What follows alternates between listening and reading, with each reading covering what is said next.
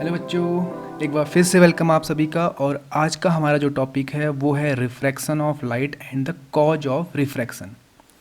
एक तो होता है रिफ्लेक्शन, जब लाइट किसी सरफेस से टकरा के वापस आती है तो उसको हम बोलते हैं ये रिफ्लेक्शन हो रहा है, और ये रिफ्रैक्शन है। तो रिफ्रैक्शन अगर वर्ड अगर हम यूज करेंगे तो आप समझो, ये मैंने कुछ वर्ड्स लिखे हैं। अगर इसको मैं स्केल के थ्रू देखूं, यानी इसके ऊपर स्केल रखूं और उसके बाद यहाँ से देखूं, तो ये वर्ड्स मुझे कुछ अजीब से दिखाई देंगे। ऐसा क्यों हुआ? क्योंकि लाइट पहले इस स्केल यानी ट्रांसपेरेंट मीडियम में गई, उसके बाद इस बोर्ड तक पहुंची।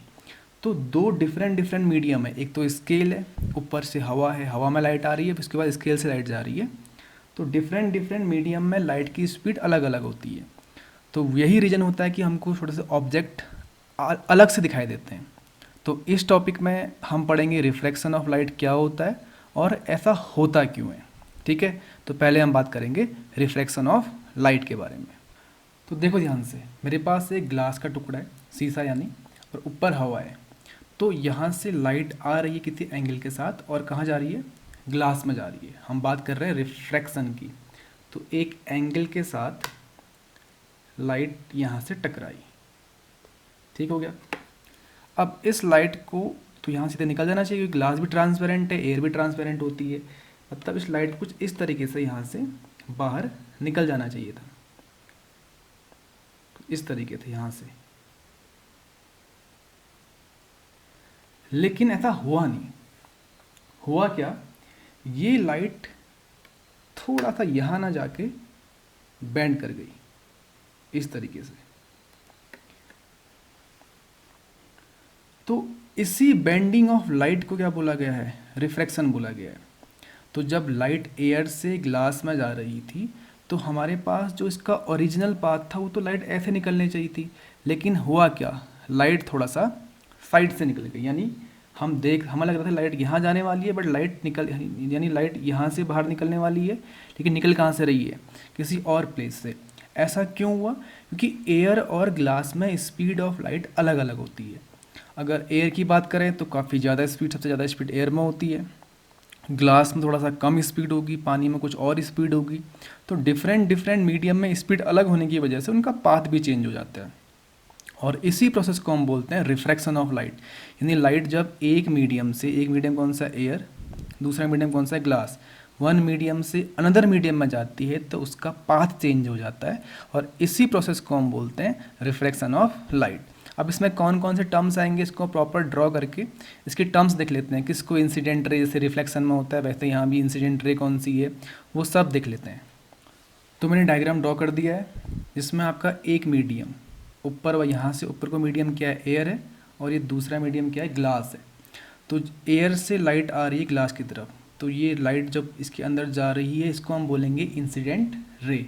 तो जो आगे मैंने डैश से दिखा रखा है वो लाइट एक्चुअल में ऐसे निकलनी चाहिए थी, क्योंकि लाइट तो स्ट्रेट चलती है, आप जानते हैं इस बात को। ये लाइट ऐसे निकलनी चाहिए थी, ये इसका ओरिजिनल पाथ है।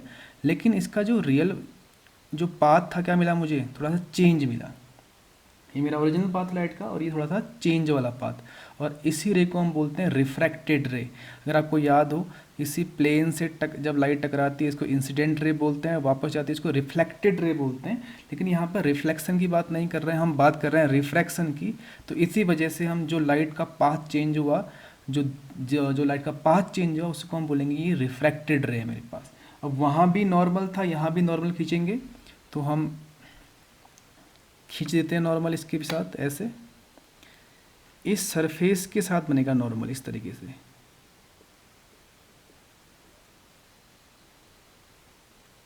कुछ इस तरीके से ये मेरा क्या है? नॉर्मल। और नॉर्मल के इंसिडेंट रे और नॉर्मल के बीच में जो एंगल बना वही एंगल आई। रिफ्रैक्टेड रे और नॉर्मल के बीच में जो एंगल बना उसको एंगल आर। यानी यहाँ पर एंगल आई है और दूसरा कौन सा? Angle are. एंगल आई क्या हुआ? Incident angle. और एंगल आर क्या हुआ? Refracted angle of refraction. दूसरा एंगल क्या? Angle of refraction. और जो सरफेस यहाँ से ऊपर को एयर है, यहाँ से नीचे को ग्लास है, तो दो मीडियम को जो सेपरेट करता है उसे हम बोलते हैं इंटरफेस। ये क्या हो गया? इंटरफेस। तो यही है रिफ्रैक्शन, कि जब भी रे ऑफ लाइट एक मीडियम से दूसरे मीडियम में इंटर करती है, मीडियम एक मेरा एयर है, मीडियम दूसरा मेरा ग्लास है, तो वो अपने पास से थोड़ा सा डेविएट हो जाती है। इसी प्रोसेस को हम बोलते हैं रिफ्रैक्शन ऑफ लाइट। और इसके अंदर टर्म्स हमने पढ़ लिए। ये वाला एंगल नॉर्मल के साथ बना, नॉर्मल और रिफ्लेक्टेड रे के बीच में बना हुआ है, तो इसको हम एंगल ऑफ रिफ्लेक्शन बोलते हैं। ये वाला एंगल इंसिडेंट रे और नॉर्मल के साथ बना हुआ है, तो इसको हम एंगल ऑफ इंसिडेंस बोलते हैं। अब इसकी डेफिनेशन देख लेते हैं। डेफिनेशन क्या लिखेंगे हम, मैं वो लिख देता हूँ यहाँ पे। तो डेफिनेशन भी यही बोलती है, the bending of light rays when they passes from one medium to another medium which called refraction of light. इसी को हम रिफ्रैक्शन बोलते हैं। तो ये तो हमारे पास सिंपल टर्म। और रिफ्रैक्शन क्या होता है, लाइट का बेंड हो जाना अपने पाथ से। लेकिन ऐसा होता क्यों है, तो उसकी बात करेंगे। वैसे एक्चुअली इसके पीछे रीजन होता है speed of light. Speed of light air में कुछ और होती है, ग्लास में कुछ और होती है। तो स्पीड डिफरेंट होने की वजह से इनके पाथ में भी डेविएशन आ जाता है। लेकिन हम इसके कॉज को पूरा डिटेल में देखते हैं कि कॉज क्या है इस रिफ्रैक्शन का। तो मेन कॉज ऑफ रिफ्रैक्शन क्या है, optical density of a transparent medium. देखो लाइट जब भी आर पार जाएगी तो उसके लिए ट्रांसपेरेंट मीडियम होना जरूरी है। लाइक इस बोर्ड के आर पार लाइट नहीं जा सकती है, इसमें रिफ्लेक्शन हो रहा है, लाइट टकरा के वापस आ रही है। तो ये इस बोर्ड के ऊपर तो रिफ्लेक्शन हो रहा है। लेकिन कोई ग्लास है या वाटर है या कोई प्लास्टिक है ट्रांसपेरेंट, ये मीडियम की अपनी अपनी ऑप्टिकल डेंसिटीज होती हैं। और ऑप्टिकल डेंसिटीज किसको बोलते हैं हम, उसकी बात कर लेते हैं। ऑप्टिकल डेंसिटी को डिफाइन कर लेते हैं पहले। ये ऑप्टिकल डेंसिटी है क्या चीज़, तो ऑप्टिकल डेंसिटी को समझते हैं। ये क्या होती है, it is a property of a transparent medium which is related to the speed of light. यानी ये ट्रांसपेरेंट मीडियम की एक प्रॉपर्टी है जो किससे रिलेटेड है, आपकी स्पीड ऑफ लाइट से। अगर इसको जनरल टर्म पे या सिंपल वर्ड में मैं समझाना चाहूँ तो मैं ये बोलूँगा कि ऑप्टिकल डेंसिटी किसी ट्रांसपेरेंट मीडियम की एक ऐसी प्रॉपर्टी है जो हमको ये दिखाती है कि वो ट्रांसपेरेंट मीडियम लाइट को कितनी ईजीली पास होने दे रहा है। क्या उसमें आराम से लाइट पास हो रही है या थोड़ा डिफ़िकल्टी के साथ पास हो रही है।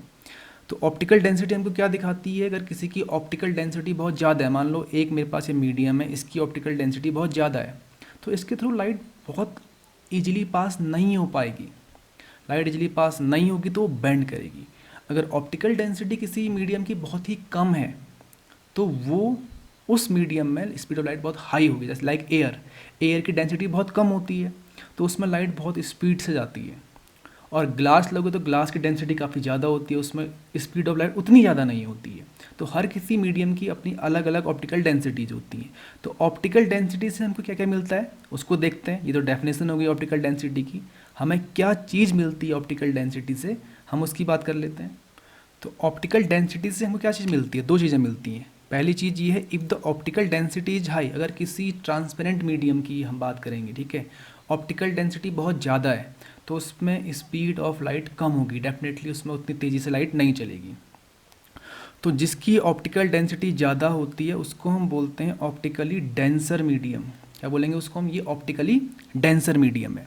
और दूसरा condition, if the optically density is low, अगर ऑप्टिकल डेंसिटी लो है, लाइक एयर, एयर की डेंसिटी तो बहुत कम होती है ग्लास के कंपेरिजन में, तो उसमें स्पीड ऑफ लाइट बहुत ही ज़्यादा या हाई होगी। और जिस मीडियम की ऑप्टिकल डेंसिटी लो होती है उसको हम बोलते हैं ऑप्टिकली रेयर मीडियम। जैसे अभी हमने डिस्कस किया था कि मैंने एक ग्लास लिया था, ये मेरा ग्लास था और ये मेरी एयर थी। एयर से लाइट कहाँ जा रही है, ग्लास में जा रही है। तो एयर क्या हुआ यहाँ पे, रेयर मीडियम। कैसा हुआ, रेयर मीडियम। और ग्लास क्या हुआ, डेंसर मीडियम। इस कंडीशन पे एयर है रेयर मीडियम और ग्लास है डेंसर मीडियम। तो रेयर से डेंसर यानी एक ऑप्टिकल डेंसिटी इसकी कुछ और है एयर की, इसकी कुछ और है। तो लाइट जब यहाँ जाएगी तो उसको निकलना चाहिए था ऐसे, लेकिन थोड़ा सा वो बेंड होकर निकलेगी क्योंकि ऑप्टिकल डेंसिटी अलग अलग होने की वजह से इनमें स्पीड ऑफ लाइट डिफरेंट हो जाती है। और यही वजह है कि इसी कॉज ऑफ रिफ्रैक्शन, यही है कॉज ऑफ रिफ्रैक्शन कि ऑप्टिकल डेंसिटी का डिफरेंट होना, और जिस वजह से स्पीड ऑफ लाइट भी डिफर हो जाती है। तो अगर इसको हम कंक्लूड करेंगे लास्ट में, तो कैसे कंक्लूड करेंगे उसको देख लेते हैं। तो चलो कंक्लूड करते हैं।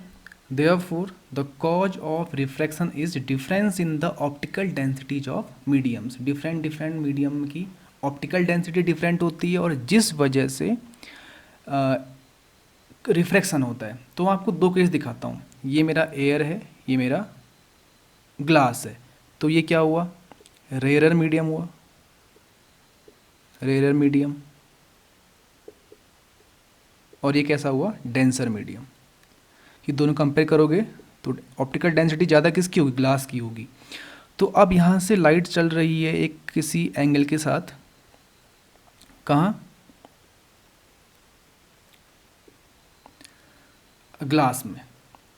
अब ग्लास, इसकी जो ओरिजिनल पाथ है वो तो कुछ इस तरीके से होना चाहिए था, लेकिन लाइट थोड़ा सा कहाँ बेंड कर जाती है, ऐसे बेंड कर जाती है। तो इसका अगर मैं खींचूंगा नॉर्मल, तो नॉर्मल कुछ ऐसे आएगा। वैसे ही यहाँ की बात कर लेता हूँ, ये कैसा मीडियम मेरे पास, रेयरर मीडियम, रेयरर मीडियम, और एक ऐसा है डेंसर। इस केस में लाइट कहाँ से चल रही है, डेंसर से चल रही है। तो ये लाइट आई किसी एंगल के साथ, अब ग्लास से एयर में लाइट जा रही है, तो इसका ओरिजिनल पाथ कुछ ऐसा होना चाहिए था नीचे की ओर सीधे सीधे, लेकिन ये थोड़ा सा यहाँ की ओर डेविएट हो गई। अब इसका खींचेंगे नॉर्मल अगर हम, तो नॉर्मल कैसे आएगा, इस तरीके से। नॉर्मल किसके साथ बनाते हो आप, इस प्लेन के साथ नॉर्मल 90 डिग्री के एंगल बनाना चाहिए। तो डिफरेंस क्या है दोनों में, देखो, जब भी लाइट रेयरर मीडियम से डेंसर मीडियम्स की ओर जाती है तो वो नॉर्मल की तरफ बेंड हो रही है। ये जो है इसका ओरिजिनल पाथ है, ओरिजिनल पाथ है लाइट का, लेकिन ये बेंड कहाँ की ओर हो गई, टुवर्ड्स द नॉर्मल। तो इसका मतलब ये हो गया कि लाइट अगर रेयरर से डेंसर में जाती है तो कहाँ की ओर बेंड होती है, बेंड टुवर्ड्स नॉर्मल। ये याद रखना है आपने, काम की चीज़ है, बेंड टुवर्ड्स नॉर्मल। अब इसको देखो, लाइट डेंसर से रेयर में जा रही है, तो ये तो था इसका ओरिजिनल पाथ, ये वाला डैश वाला क्या था, ओरिजिनल पाथ था इसका।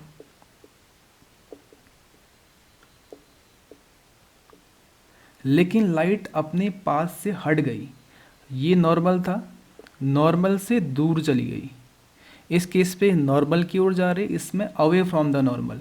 तो इससे क्या मिला मुझे कि लाइट जब डेंसर मीडियम से रेयरर मीडियम में जाती है तो क्या करती है, वो move away from the normal, away from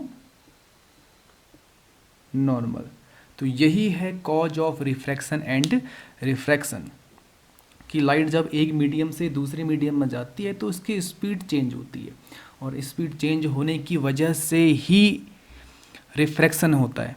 और अगर लाइट रेयरर मीडियम से डेंसर मीडियम में जाती है, मतलब जिसकी ऑप्टिकल डेंसिटी कम है, जिसकी ऑप्टिकल डेंसिटी ज़्यादा है, तो कम से ज़्यादा की ओर जा रही है, तो वो टुवर्ड्स द नॉर्मल बेंड होती है। ये इसका ओरिजिनल पाथ था, बेंड कहाँ की ओर हो गई, नॉर्मल की ओर हो गई।